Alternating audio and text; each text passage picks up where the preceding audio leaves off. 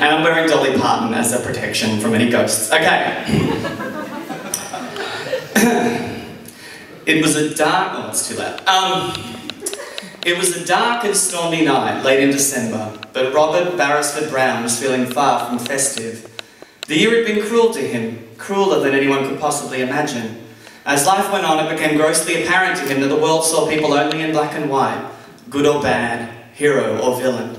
And while deep down he knew he was the greatest hero of all time, the world seemed determined to believe otherwise. It had been a strange December, this one. First there was the rain, 6 days straight, a first for California.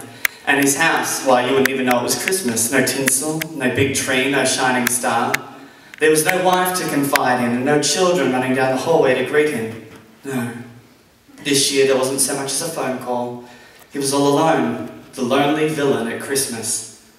Shit, I'm thinking deep tonight, he said, taking another drag of his thick green joint. He always ended up thinking this way when he didn't lace the shit with cocaine. Straight pot made him maudlin, introspective, a pussy. Well, fuck this, I ain't gonna be no pussy on Christmas Eve, he said. To no one in particular, something a more sober person would have noticed becoming more and more of a problem. Damn right, he shouted to his imaginary audience, we're gonna have ourselves a good old-fashioned white as shit Christmas. And with that, he sprung out of his sofa and danced his fine black ass to the bedroom. He entered the master suite and expertly started cutting up thick white lines of Colombian nose candy from the party pile he kept on the dresser. He hummed, "Have yourself a merry little Christmas," and when the lines were ready, he dipped his finger into the fattest one, rubbing the powder into his gums, a little ritual he developed over the past 20 years. And as he bent down to take his first faceful, he spun round, sniffing madly and rubbing his nostrils. What the fuck was that? Who's there? He said. Leisha? Leisha, that you? Racist. Okay, but the panic died down quickly. Sure, she'd be pissed if she saw him using again, but the coke was already making him feel damn near invincible. Yeah, good. Let it be her. Let her come in here and yell her tired ass out. What the fuck did he care? Seemed every woman he was ever with was determined to chop his dick off, and ain't none of them succeeded so far. He turned back to the cocaine with a smile and hoovered up the rest in one go. It was a lot, even for him. And for the first time in a long time, he felt his face frying up. Yeah. He sniffed, shook his head. Fuck, it felt good to be getting fucked up at Christmas. Everything made sense again. He was the king. This was his castle, and it's good to be the king. Okay, now, I know I'm fucking hearing something, he said, and darted towards the back room, sure that the sound, that strangely familiar sound, had come from there. You motherfuckers better watch out, he shouted ahead, licking his lips and cracking his knuckles. Oh, he never felt more ready for a fist fight. He flicked on the light switch. Nothing. Nobody. He was still all alone. He muttered suspiciously.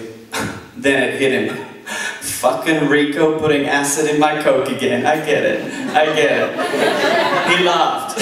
That Rico was pretty fucking funny. He headed back to the front room and picked up a joint on the way. He took a couple more hits to try and straighten himself out. Should stay. Now he knew he heard that. Front door. In a matter of seconds he was there, throwing the door open. Who the fuck do you think you're... Oh God. Oh my God. Bobby! The creature intoned. Lightning flashed and Bobby watched in fear as the monster pulled a do-rag from its missing cleavage and wiped some non-existent sweat from its bony, half-decayed face.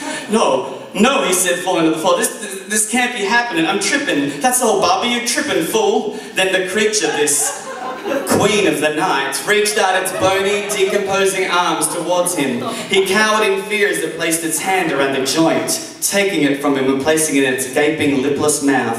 It took an impossibly long and deep toke. That feels so good, it said, the smoke seeping out of the many holes in its torso. Stray worms fell to the floor. 'Cause your bud is my bud, and my bud is your bud. Remember that one, Bobby? Bobby? Bobby! But Bobby was already running to the back of the the house, to the desk with the drawer, to the drawer with the gun. He grabbed it and hid, crouching behind the thick curtains in the study. And as he hid, waiting to exhale, he thought how... This sentence is a twofer. And he hid, waiting to exhale. He thought how stupid it was not to have a bodyguard. The creature drew closer. Bittersweet memories, that is all I'm taking with me. So goodbye, Bobby. Please don't cry. She was in the room. He saw her shadow through the curtain. He slowly raised the gun. We both know I'm not what you bang, bang. Such a gay bang, bang, bang. He shot the beast twice. 2 perfect kill shots straight to the head. Bobby crept out from behind the curtains and took in the unholy creature now lying on his carpet. The dress from the service covered in dirt, torn, nothing more than a filthy rag. The jewellery, the ring she'd never let go. But what was she now? What dark magic brought her back? He turned away in disgust. It was then he saw the crack cocaine he kept on his desk. Thinking crack, he'd tell people, to make me even smarter. But oh no, there was nothing smart about taking it now, Bobby. Nothing smart about turning your back on the undead to take insane amounts of illicit narcotics. Because while Bobby Brown snorted the crack cocaine, the creature was stirring. It slowly picked itself up from the floor, its dusty bones creaking and cracking back into place. And when it was finally fully vertical again, it carefully fixed its weave, removed a stiletto and tapped Bobby on the shoulder. Let me get one thing straight with you, Bobby. It purred, with breath so putrid, so fetid that Bobby immediately retched. Crack is whack. Bobby turned around just in time to see the creature bring the shoe down on him. Whack, indeed.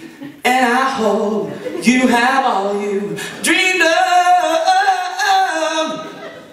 He awoke to this, there's more I can see. He awoke to the sensation of being pulled along the ground. Someone or something had him by the legs, and the feel of the long grass brushing against his face, he knew they were a long way from home. As the dragging continued, he noticed the pattern in the ground.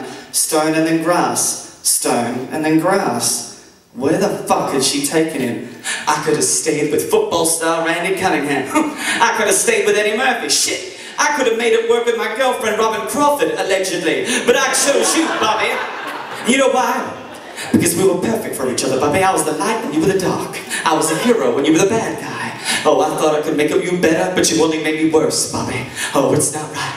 But it's okay, Bobby. Because I'm taking it step by step. That was when he noticed the large angel statue. They were in a cemetery. They were in her cemetery.